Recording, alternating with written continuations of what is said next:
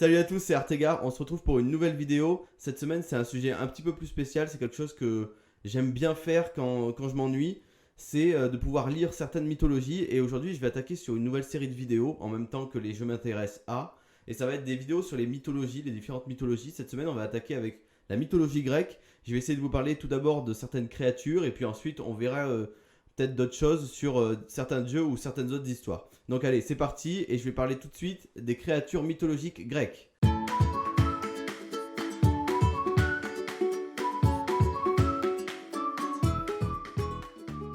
Muse signifie en grec tourbillon, donc elles sont les filles de Zeus et de la déesse de la mémoire Mnémosyne. Elles sont au nombre de 9 et leur rôle principal est de pouvoir inspirer tous les artistes. La légende raconte que boire l'eau des muses incitait tous les artistes à se mettre à chanter. Et donc, elles vivent toutes dans les montagnes d'Hélicon en Boétie, et chacune a un rôle bien précis, et aussi un domaine de prédilection dans lequel elles vont inspirer tous les artistes. Les muses sont au nombre de 9, comme je le disais au tout début. La première va être Calliope, qui elle inspire les poésies épiques, Clio qui va inspirer donc l'histoire, Erato la poésie, Euterpe la musique, Melpomène le théâtre tragique, Polymnie le chant religieux, et Terpsichore la danse, Thalie le théâtre comique, et Uranie, l'astronomie et la géométrie. Une autre légende au sujet des muses raconte l'histoire des filles de Pierros, donc les Piérides, qui défièrent les muses dans un concours d'art. Donc les muses, sortant victorieuses, transformèrent les Piérides en 9 corbeaux pour les punir de leur audace. Maintenant, je vais parler de personnages un petit peu différents des muses, souvent un petit peu moins jolis que ce qu'on pourrait voir avec les muses, et je vais vous parler des moires.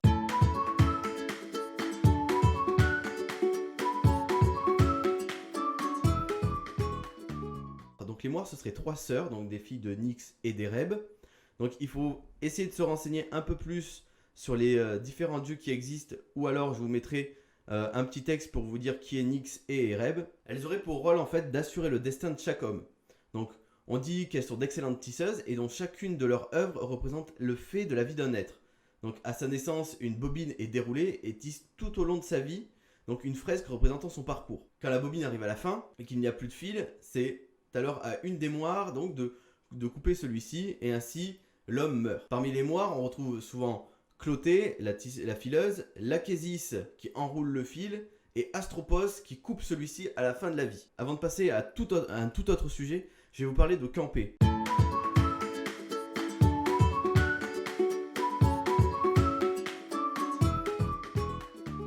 Donc Campée en fait c'était une gardienne des enfers avant l'apparition de Cerbère et un jour, Zeus la tua pour accéder donc au Tartare afin de libérer les Cyclopes et les Hécatonchires.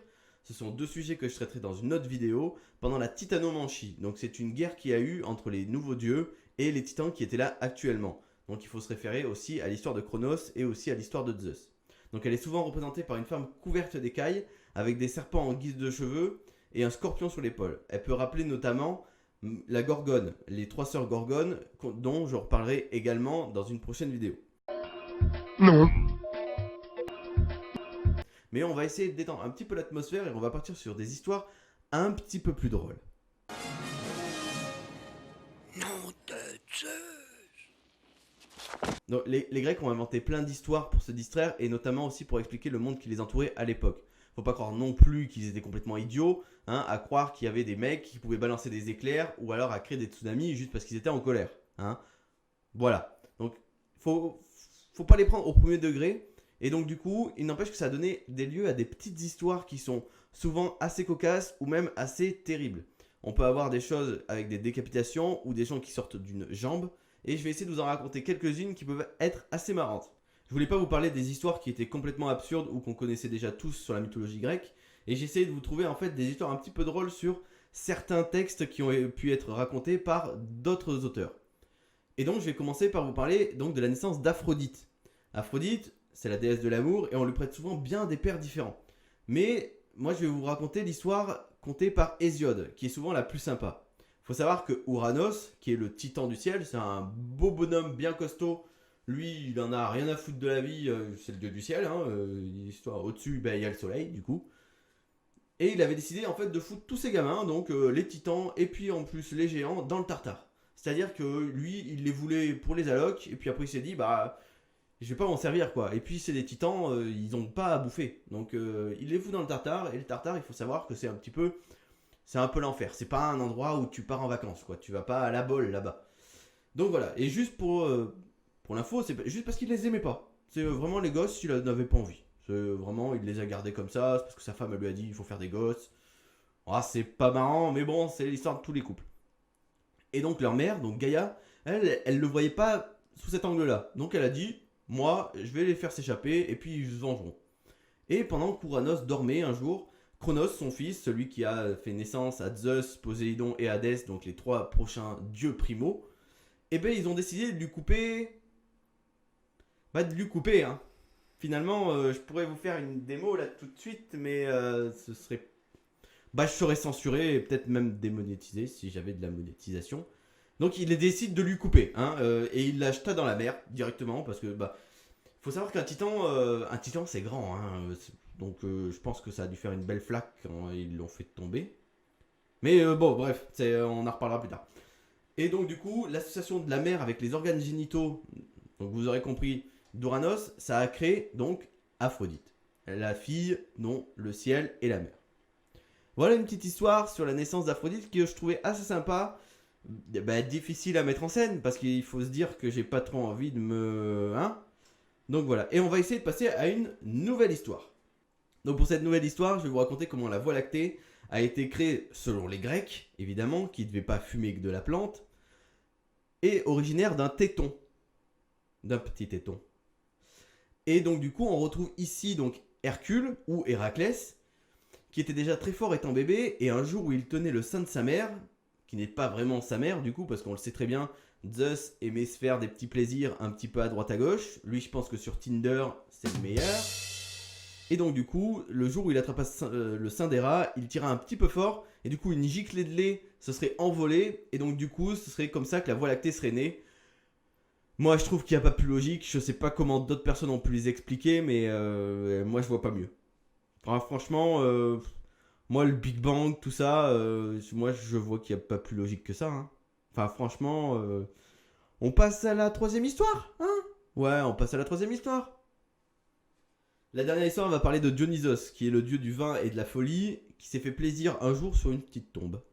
Ouais, je savais pas comment l'amener comme ça, là, parce que... Bah ouais, il s'est branlé sur une tombe, hein, j'y peux rien, moi. Les Grecs, c'est des malades. Je sais pas quoi faire. Des malades! Vous êtes des malades! Ok.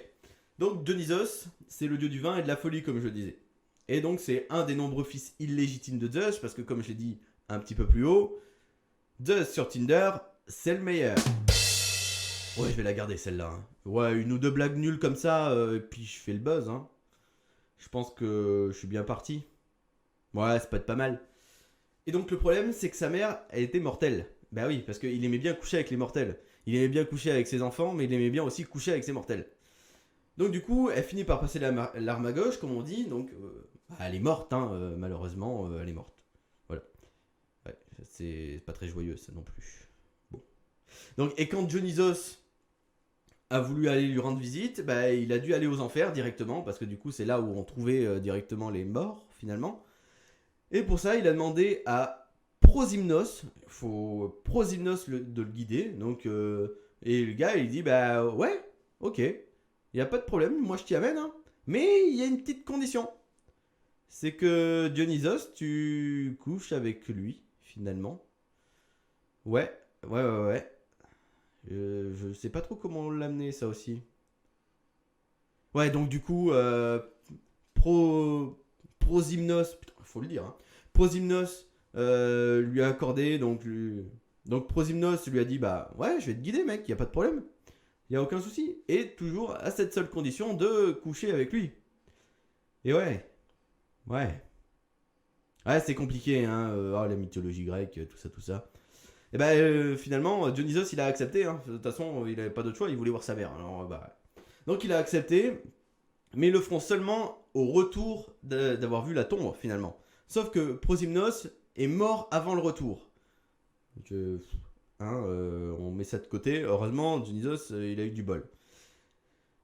Mais Dionysos, justement, n'a qu'une seule parole et a alors décidé de se... Oh putain, j'arrive pas à croire que je vais dire ça. Ah, vous êtes prêts, hein? Parce que là, on va avoir un truc, ça va être pas mal, hein. On va avoir un truc bien, hein. Et donc, Prosymnos est mort avant la fin, et Dionysos, n'ayant qu'une seule parole, a décidé, en fait, de se... il a décidé de se tailler un god dans un figuier, et de le planter dans la tombe de Prosymnos, et de s'asseoir dessus.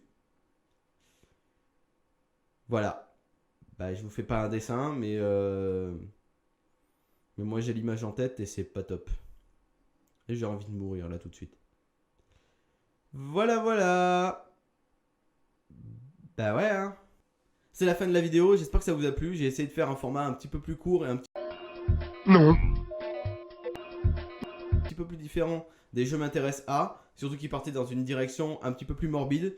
Donc j'ai essayé de faire un truc un petit peu plus drôle, mais j'espère que ça vous a plu. N'hésitez pas à me laisser un commentaire ou un pouce bleu éventuellement pour me soutenir directement sur la chaîne. C'était Artegar et puis j'ai regardé les mythologies grecques.